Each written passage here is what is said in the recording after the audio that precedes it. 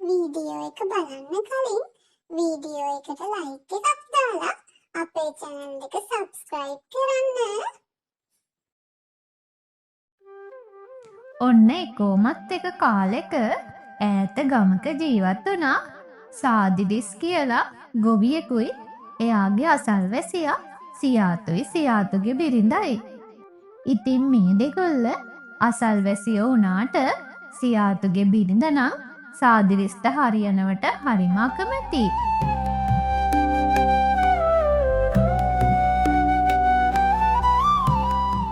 ඔහෙට ඉතින් මං කොච්චර කිව්වද මෙදා පොටේ කුරහම් වගා කරමු කියලා.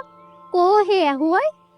අන්න සාදිරිස් අද උදේ කරත්තයක් පුරෝල කුරහන් මලු අරගෙන ගියා. ඔහේ මෙතන පොළව කොට ඉන්නවා. අනේ හාමිනේ, දැන් ඔහේ සාදිරිස්ගේ කුරහන් වගාවටත් ඉරිසියා කරනවද? ඒ මිනිස්සෙගේ වාසනාව. ඒකට මම මොනව කරන්නද? වාසනාව නෙමෙයි. ඔහගේ තියෙන මූසලකම. ඔන්න බලන්න දැන් උන්ද හවසට එන උජාරුව.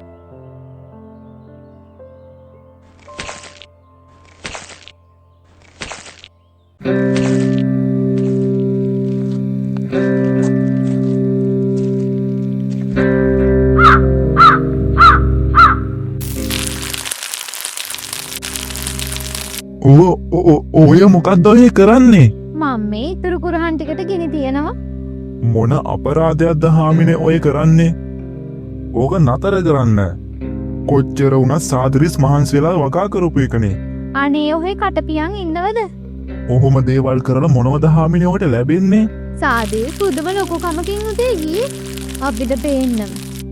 අනේ මම නම් බලයි උන්දගේ උජාරුව. හම්බ කරලා දෙන්න පවුලක් නැති මිනිහා. මොකට මෙච්චර සල්ලි හම්බ කරනවද? හාමිනේ ඒක ඒ මිනිස්සෙගේ කැමැත්ත. කම්මැලි නොවි හාමිනෙත් මට උදව් කරා නම් අපි සාදිරිස් වගේ ගොඩ යනවනේ.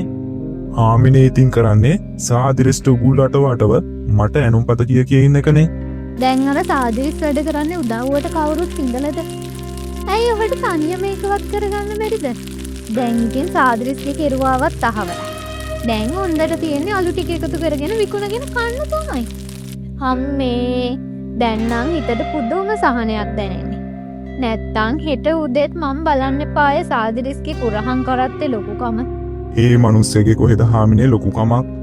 හරිම අහිංසක මිනිස්සයා. අනේ ඔහුගේ වර්ණනාව. ඔහේ දන්නේ ඒ මිනිස්සයා ඔහෙට වඩා දියුණු වෙනකම්. ටිකක් ඇහැ ගහගෙන ඉන්නවා මිනිස්සයෝ. සාදිරිස් මොනවද කරන්නේ කියලා. ඉතින් සාදිරිස්ගේ කුරක්කම් වගාවටත් ගිනි තියපු සියාතුගේ බිරිඳ ගෙදරට ගියපු වෙලාවෙ ඉඳලම කරේ සාදිරිස් එනකම් පාර බලන් ඉඳපු එක.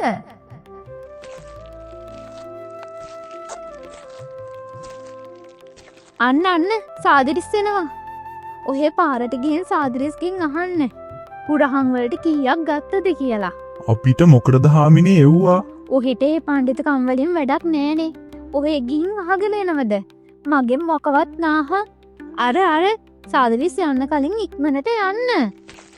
ඔන්න සියාතු තමන්ගේ බිරිඳගේ පෙරැත්තෙන් බේරෙන්නම බැරි තැන සාදිරිස් මුණ ගැහෙන්න පාරට යනවා. ඉතින් සාදිරිස් එක්ක කතා කරන සියාතුගේ කතාවත් අහගෙන ගේ ඇතුළට වෙලා සියාතුගේ බිරිඳ හිටියේ හරිම ඉරිසියාවෙන් පුපුරමින්. මොකෝ සාදිරිස් කිව්වේ? කීයක් ගත්තලුද? ගානක් කිව්වේ නෑ. කුරක්කම් වල නම් හොඳටම වැඩි වෙලා කිව්වේ. මොනවා? ගානක් කිව්වේ නෑ? ඒකත් එකටම ලොකු ගානක් හම්බ වෙන්නේ නැති. ඉන්නකෝ මං ඕක හොයාගන්න. හොයාගන්න? හාමිනේ කොහොමද ඒක හොයාගන්නේ? මොකෝ හාමිනේට දිවස්සල් ලැබුණද? සාදිරිස් නැති වෙලාවක් බලලා මම යනවා උන්දලගේ ගෙදර. ඉන්නකෝ මං ඔය සල්ලි පෙට්ටි ඔක්කොම අවුස්සලා බලන්න. මොකද්ද හාමිනේ ඒ කරන්න හදන කැත වැඩේ? සාදිරිස් ගෙදරින් එළියට යන වෙලාවක් බලලා ඔන්න සියාතුගේ බිරිඳ සාදිරිස්ගේ ගෙදරට යනවා.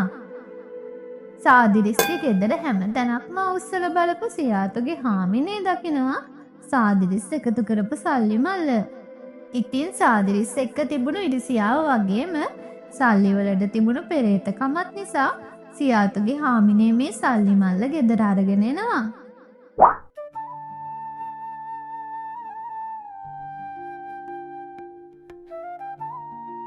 දෙවියනේ හාමිනේ මොකද මේ කොහෙන්ද මේ සල්ලි මෙච්චර ඔහෙට මං කිව්වනේ මං සාදිරිස්ගේ ගෙදරට ගිහින් බලනවා කියලා. මේ පේනවද උන්දගේ සල්ලි මල්ල. උන්ද අපිට වඩා උඩින් යන්න හිතුවා මදි. ඔහෙත් දැනගන්න ඕන. මේකේ ඉන්න කිසිම එකෙක් අපිට වඩා දියුණු වෙන්න හොඳ නෑ කියලා. එහෙම වෙන්න අපි ඉඩ දෙන්නත් හොඳ නෑ කියලා.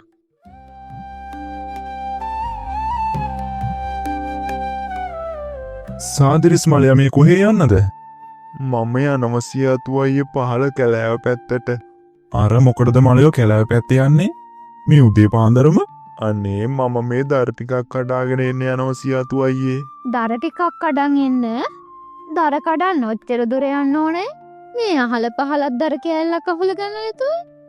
නෑ අක්කේ මම මේ දර ටිකක් කඩලා විකුණන්න බැලුවේ.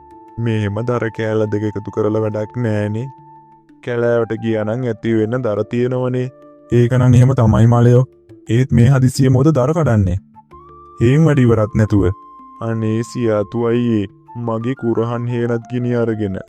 ගිනි අරගෙන මොන අපරාධයක්ද ඒ?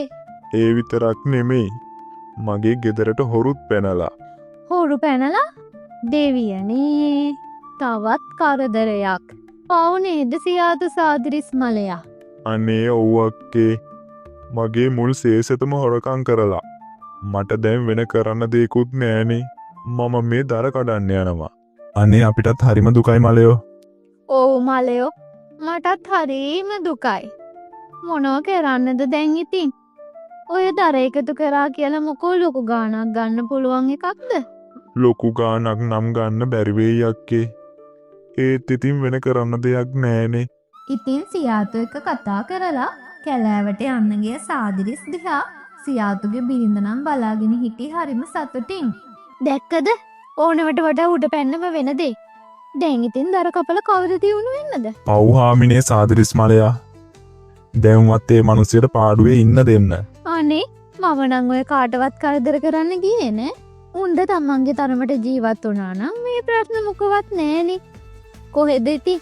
ඔහෙට ඕව තේරෙන එකක් ය.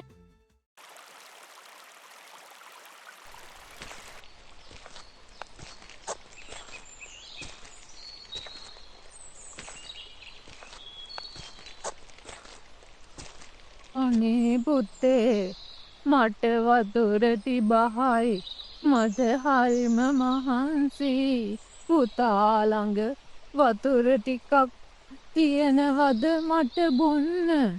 වතුර මෙන්න මේක බොන්නම් මේ.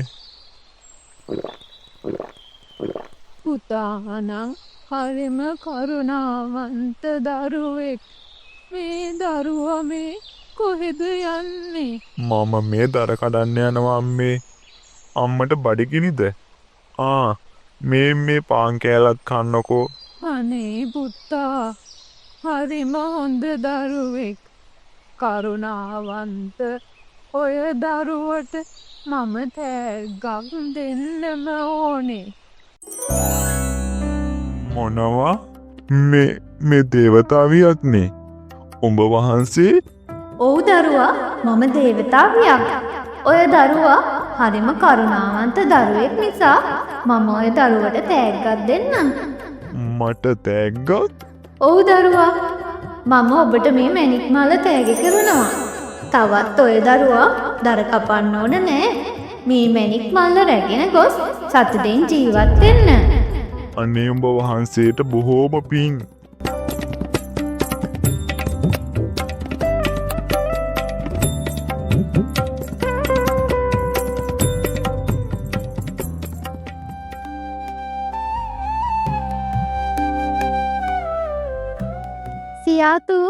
සියාතු මේ අහුනද? මොකද හාමිනේ මේ පාන්දරම දැන් සති ගාණක් මං බලාගෙන උන්නා. සාදිරිස් දර කපන්න තියා හේන් පිටියකවත් ගියේ නෑ. ඒ උනාට නිතර කඩපිලට නම් යනවා එනවා. ඉතින් මොකද හාමිනේ අපිට මොකද නෙවෙයි. ටිකක් හොයලා බලනවකෝ වදේ. දැන්වත් ඒ මිනිස්සුන්ට පාඩුවේ ඉන්න දෙන්නේ නැද්ද හාමිනේ ඔහේ? ඔහේ මම කිව්වට ගිහින් බලලා එනවද? ගෙදරට වෙලා කකා බිබී ඉන්න මොකෝ නිදානයක් ලැබිලද සාදිරිස්ට? මොනවා හරි දෙයක් තියෙනවනම් අපිත් දැනගන්න එපැයි. මම කිව්වට ඔහේ ගිහින් බලලා එන්නකෝ. ඇත්තමයි හාමිනේ ඔහේ දවසක පාඩමයි ඉගෙන ගන්නේ ඕන් ඔය ඉරිසියාව අන්දමයි. හරි හරි මම ඒක බලා ගන්න. දැන් ඔහේ යන්නකෝ.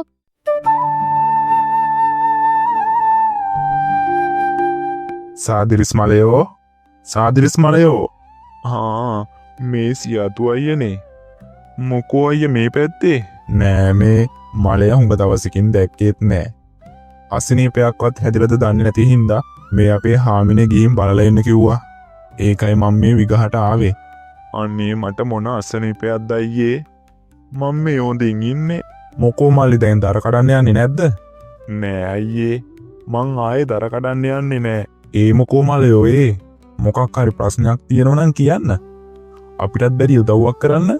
අනේ එහෙම කියපු එකම ඇති අයියේ. මට පොඩි වාසියක් වුණා. ඒ හන්දයි මම මේ ගෙදර ඉන්නේ. ආයේ මට දර කපන්න ඒෙන් හදන මහන්සි වෙන්න ඕන නෑ. මොකක්? ඒ මොකද්ද මලයෝ ඒ? ඉතින් සියාතු සාදිරිස්ගෙන් මැණික් මල්ල ගැන විස්තර අහගත්ත විතරක් නෙමෙයි. ඉක්මනින් ගෙදර ගිහින් ඒක හාමිනේ කනෙත් තිව්වා. ඔන්න ඉතින් මේ කතාව අහපු හාමිනේ නම් දැන් ඉන්නේ හරිම නොවසිල්ලෙන්. මොනවා? අම්මපා මේ සාදිරිස්ට හරියන හැටි. ඔහෙට බැරි වුණානේ දර ටිකක් කපන්න යන්න. දර කපන්න යන්න? ඒ මොකටද හාමිනේ මන් දර කපන්න යන්නේ? ඔහේ දර කපන්න යන්න ඕන නෑ. දර කපන්න වගේ ගිහින් දෙවියෝ හම්බ වෙලා ඇති වෙන්න රන් රිදී මුතුමැණික් ඉල්ල ගන්නවා. අනේ හාමිනේ අපි එහෙම ඉල්ලුවා කියලා අපිට දෙවිද? මොකෝ නොදෙන්නේ? ගිහින් බලන්නකෝ. ඉතින් සියාදු තමන්ගේ බිරිඳගෙන් බේරෙන්නම් බැරිතන දර කපන්නෙක් වගේ වෙස් වලාගෙන කැලෑවට යනවා. කැලෑව ඇතුලේ ඒ පැත්තට මේ පැත්තට කොහෙට ගියත් දෙවියන් නම් මුණ ගැහුනේ නෑ. අනේ නෑ හාමිනේ නෑ. අතන මෙතන හැම තැනකම බැලුවා. ඒත් කොහෙවත් දෙවි කෙනෙක් හිටියේ නෑ. හිටියේ නෑ? සාදිරිස් බොරු කියන මිනිස්සෙකුත් නෙමෙයි. ඔහේ හරියට ඉන්න දිහාවකට ගියේ නැතුව ඇති. මට ඒ කලාව ඇතුලේ තවත් යන තැනක් තිබුණේ නෑ හාමිනේ. ඒ තරමටම මං ඒ කලාව මැද ඇවිද්දා. දැන් නම් මගේ කකුල් දෙකක් රිදෙනවා. ඔහෙට කවද්ද හරියට වැඩක් කරන්න පුළුවන් උනේ? ඉන්නකෝ. හෙට පාන්දරම මම කැලෑවට යන්න. සියාතු කියන කිසිම දෙයක් කනකට නොගත්ත හාමිනේ උදෙන්ම නැගිටලා කැලෑවට යන්න පිටත් වුණා. ඔහොම ඇවිදගෙන හාමිනේ කැලෑව ඇතුළටම ගියා. අනේ පුතේ මට වතුර තිබහයි. මට හරිම මහන්සි. පුතා ළඟ වතුර ටිකක් තියෙනවද මට බොන්න? මොන වතුරද? මේ මම මට බොන්න අරගෙන ආපු ටික. මේ ටික දීලා කොහමද? යන්න මට කරදර නොකර. අනේ නෝනා මට හරිම මහන්සි. බඩගිනි මට වතුර උගුරක් දෙන්න. මට කරදර නොකර යනවද? මට පරක්කු වෙනවා මෙතන කතා කර හිටියොත්. මම මේ දේවතාවියක් හොයාගෙන ආවේ. ඒ ආසේ මගෙන් වතුර ඉල්ල වද නොදී යනවද? අනේ නෝනා වතුර ටිකක් දෙන්න. යනවා මොන කරදරයක්ද මේ?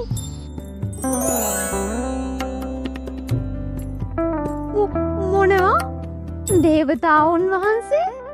අනේ ඔබ වහන්සේ දැකීමත් සතුටක්. ඕ මම දේවතාවුන් වහන්සේ තමයි. මම තමයි මේ කැලේට අධිපති දේවතාවිය. ඔබ වගේ නපුරු ගෙහණියක් මම කවදාවත් දැකලා නැහැ. අනේ දේවතාවුන් වහන්සේ මම ආවේ ඔබ වහන්සේගෙන් මුතුමැණික් ගොඩක් ඉල්ලගෙන යන්න.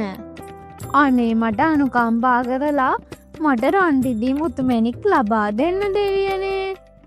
සියාදුගේ බිරිඳ දෙවියන් ඉදිරියේ මුතුමැණික් ඉල්ලමින් හඬා වැටුණත් දෙවියන් ඇයට ඒ කිසිවක් ලබා දුන්නේ නැහැ. සියාදුගේ බිරිඳගේ තිබුණු නරක ගති පැවතුම් වලට දෙවියන් ඇයට දඬුවමක් දෙන්න හිතුවා. ඉතින් කැලෑවට අධිපති දෙවියන් වහන්සේ ඇයව කැලෑව තුලම ගල් පිළිමයක් බවට පත් කළා.